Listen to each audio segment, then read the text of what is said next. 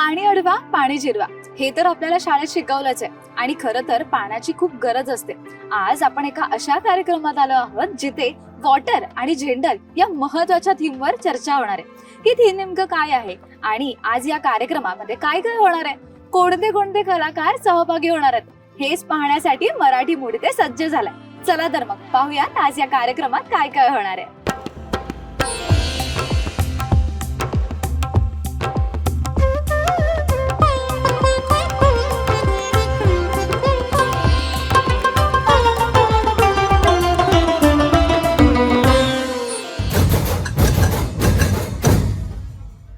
या कार्यक्रमात मुंबई मार्चचे संस्थापक गोपाळ जवेरी यांनी पाणी व्यवस्थापनाबाबत खूप महत्त्वाचे मुद्दे मांडले आणि यासोबतच पूर्वीच्या काळात पाणी प्रश्नांवर कशा पद्धतीने उपाय निघायचा हे देखील त्यांनी त्यावेळी सांगितलं. नाव मुंबईचे डेव्हलपमेंट आणि ब्रिटिशर्स तर आपण जेव्हा तुलसी, पवई आणि विहार 3 लेकच्या बोलतो तेव्हा आपल्याला कळायला हवं की त्याच्यासाठीचा जे फंड होता ते फंडसाठी 12 वर्ष ब्रिटिश पार्लमेंट, लंडन पार्लमेंटमध्ये भांडणं झाली की मुंबईला फंड द्यायचा की नाही, आणि फायनली ते फंड अलॉट झाला.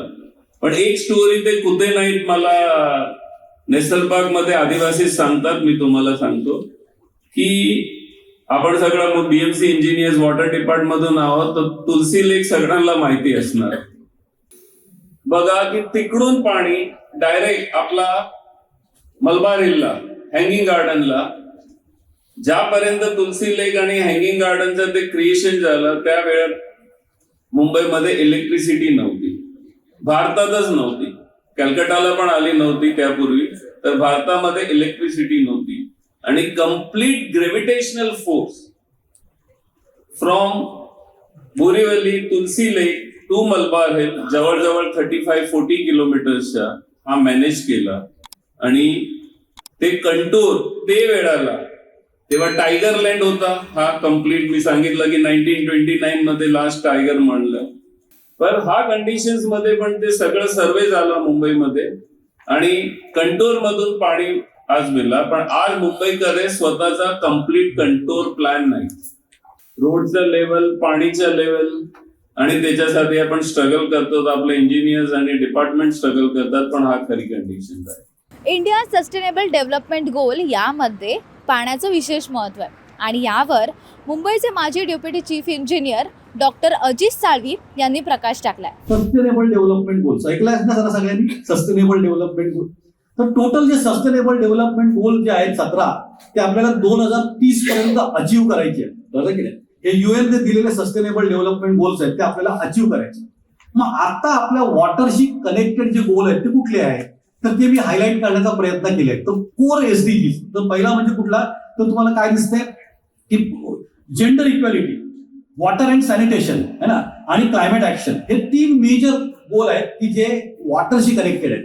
आणि त्याचबरोबर इंटर कनेक्टेड SDGs, त्याला मी goal number 3, no poverty, 10 number आणि 11 नंबर, हे सगळे इंटर कनेक्टेड SDGs आहेत. मला सांगण्याचा मुद्दा असा आहे की 4 अधिक 3 7, टोटल 17 सस्टेनेबल डेव्हलपमेंट गोल पैकी 7 गोल हे कशाशी संबंधित आहेत, पाण्याशी संबंधित आहेत, सॅनिटेशनशी संबंधित आहेत. हे कुठेतरी लक्षात घ्या. मी शॉर्ट मध्ये मी तुम्हाला फक्त प्रत्येक इश्यूच्या 2-2 स्लाइड दाखवणार आहे. जास्त न वाचता तुम्ही समजून घेण्याचा प्रयत्न करा. पहिली स्टोरी आहे वेन वॉटर डिस्ट्रॉइज लाईफ. बघा मी काय म्हटलंय, वॉटर डिस्ट्रॉइज लाईफ. काय दिसलंय की ते बाकी डिटेल न जाता, Malvani at east Africa Wien the flood टूक एव्हरीथिंग इन मार्च 23, तुम्हाला काय दिसलंय तर तिकडे लोकांना खूप त्रास झाला त्याचा, बरोबर की नाही? 5.9 पीपल रिक्वायर्ड ह्युमॅनिटरी असिस्टन्स. आणि ज्याला म्हणतात ना वॉटर क्रायसिस बिगिन इमिजिएटली आणि ड्रिंकिंग वॉटर रिसोर्स सबमर्ज, सगळीकडे पाण्याचा प्रॉब्लेम झाला. शेवटची लाईन वाचा, in a single night water shifted from survival to destruction, बरोबर आहे? मग आता ही स्टोरी जी आहे काय स्टोरी म्हटली आहे, वेन वॉटर डिस्ट्रॉइज लाईफ. मग त्याचा परिणाम काय, इनजस्टिस. कशावर इनजस्टिस झालाय, वॉटर, सॅनिटेशनी आणि डिग्निटी कोलॅप्स, बरोबर केलं. काय दिसतंय परत एकदा, 68% household sanitation facility collapsed after cyclone. 36% families have no sanitation. Over 1,000 borehole destroyed. कळलं की नाही? आणि जेंडर इम्पॅक्ट काय? Woman force use unsafe and open areas of the sanitation, increased exposure to the disease and loss of dignity. परत एकदा काय conclusion आहे? Those list responsible सफर मोस्ट. ज्यांना खरं त्यांची जबाबदारी काय म्हणतात त्यांचं काही त्याच्यामध्ये हे नाही, पण सफर मात्र त्यांना करावं लागतं. सर्वात कमी जबाबदारी असलेल्या व्यक्तीला सर्वात जास्त त्रास सहन करावा लागतो असंच वाटतं ना? आणि असं जर वाटत असेल की या पाणी प्रश्नावरती BMCच्या इंजिनियर्सकडे उत्तरं नाही आहेत तर ते चुकीचे आहे.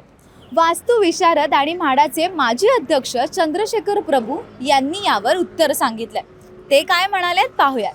पाण्याच्या संदर्भातच सांगतो की मुंबई करता पर्याय कोणते आहेत, जे पर्याय आपल्या समोर उपलब्ध असूनही अजूनपर्यंत त्यावर विचार झालेला नाही. त्याच्यावर मी 2 मिनिटं घेतो. आपण सरफेसचं पाणी बघतोय, म्हणजे नद्या अडवणं, डॅम करणं, त्याच्यातून पाईपनी घेणं, जास्तीत जास्त वॉटर टेबलचा विचार करतोय. पण एका स्वार्थाच्या बुद्धीनं जगाची पाण्याकडे बघण्याची दृष्टी पूर्ण बदलली. दुर्दैवानं त्या पद्धतीची दृष्टी अजून भारतात आलेली नाही, म्हणून ते सांगणं आवश्यक आहे. फ्रॅकिंग नावाचं एक पद्धत तेलाच्या बाबतीत सुरुवात झाली की ज्या ठिकाणी तेल नाही पण गॅस आहे जमिनीच्या खाली, तो सॅटेलाइट इमेजरीवरून आयडेंटिफाय करायचा. मग 400 मीटर, 500 मीटर, 1.5 किलोमीटर पर्यंत, आणि तो खालच्या खडकामध्ये अडकलेला गॅस, त्याला ठराविक केमिकल्स आतमध्ये सोडून तो गॅस बाहेर काढायचा आणि त्या गॅस मधून पेट्रोलियम निर्माण करायचं. याला फ्रॅकिंग असं म्हणतात. शोध करायला गेले गॅसचं, पण मिळालं ते अद्भुत होतं.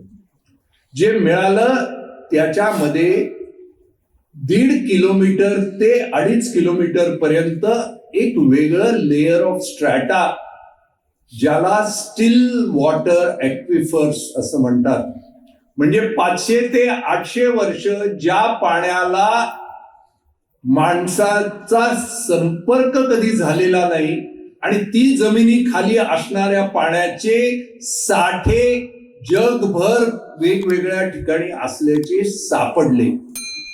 इतकंच नव्हे, त्याही पलीकडे डीप गेलं की फॉसिल वॉटर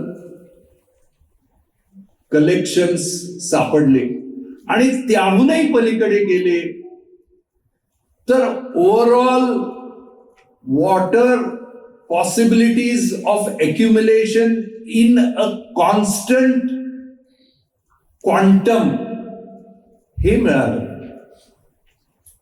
आता हे अमेरिकेत त्या पाण्याचा वापर, लक्षात घ्या की केवळ ते पाणी खेचण्याचाच विषय नाही आहे.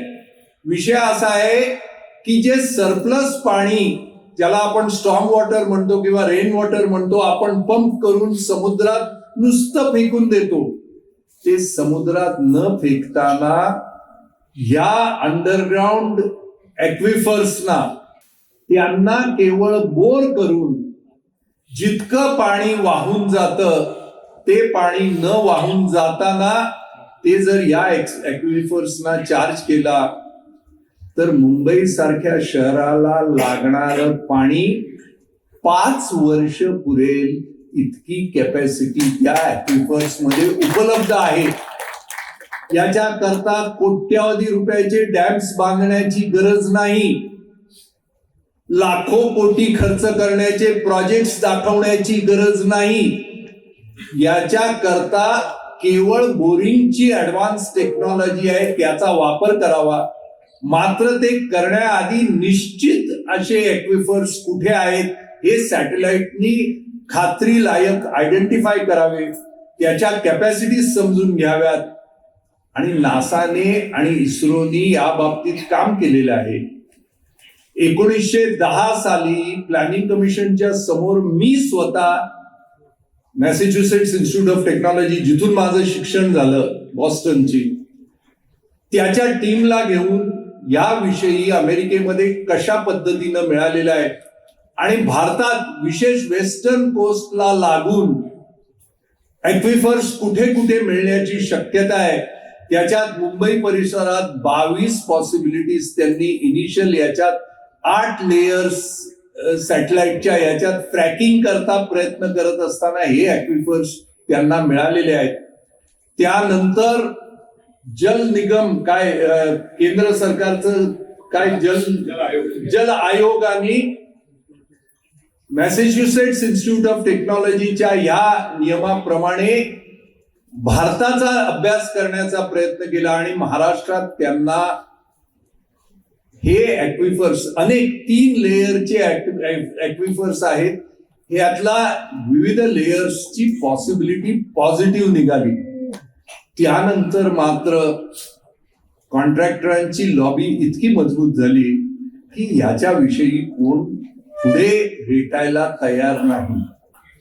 हे आज या ठिकाणी मला महत्वाची गोष्ट, ज्याच्याशी माझा वैयक्तिक संबंध आहे, म्हणजे वेळोवेळी न्यूयॉर्क टाइम्स मध्ये मी लेख लिहिला आहे. मी या विषयावर 10 वर्षापासून अभ्यास करतोय, लेख लिहितोय, इस्रोशी चर्चा करतोय. त्या ॲक्विफरना रिचार्ज करून ती फुल्ली लोडेड करता येणं शक्य आहे आणि त्याचा विचार जर तुम्ही केला, त्याच्याकरता काही सायंटिस्टना बरोबर घेऊन, जिओलॉजिस्टना बरोबर घेऊन, आर्टिफिशियल इंटेलिजन्सच्या माध्यमातून या सर्व गोष्टीची इमेजरी तयार करून करावं लागेल. फार खर्च लागणार नाही. जितका खर्च आपण या कंत्राटावर देतोय त्याच्या तुलनेनं फारच कमी खर्च लागेल आणि किरकोळ खर्चामध्ये किमान मुंबईच्या भवितव्याच्या संदर्भात आपली वाटचाल कशी असावी याच्या विषयी तरी निश्चित माहिती मिळेल. काही वर्षापूर्वी मला वाटतं 2014 साली तत्कालीन मुख्यमंत्री देवेंद्र फडणवीस आले, त्यावेळेला त्यांच्या सत्कार समारंभात मी हा विषय पुन्हा मांडला आणि ते म्हणाले की आपण या बाबतीत काहीतरी करू. खरंच मुंबईत पाण्याची समस्या कायम असली तरी म्युनिसिपल इंजिनिअरिंग असोसिएशनकडे त्यावर ठोस उपाय आहेत. आता हे उपाय कागदावरच राहणार की प्रशासन त्यांची अंमलबजावणी करणार हे पाहणं महत्त्वाचं ठरणार आहे. मात्र एक गोष्ट नक्की, म्युनिसिपल इंजिनिअरिंग असोसिएशन वर्षानुवर्ष या उद्दिष्टासाठी प्रयत्नरत राहणार आहेत. मराठी मूडवर बीएमसीचे माजी सहाय्यक अधिकारी उदय कुमार शिरूरकर यांच्यासोबतचा पॉडकास्ट तुम्ही बघितला असेलच. आता पाणी प्रश्नांवर मत मांडणाऱ्या मान्यवरांसोबतही आम्ही लवकरच पॉडकास्ट घेऊन येणार आहोत. त्यामुळे मराठी मूडला सबस्क्राईब करा आणि स्टे ट्यून.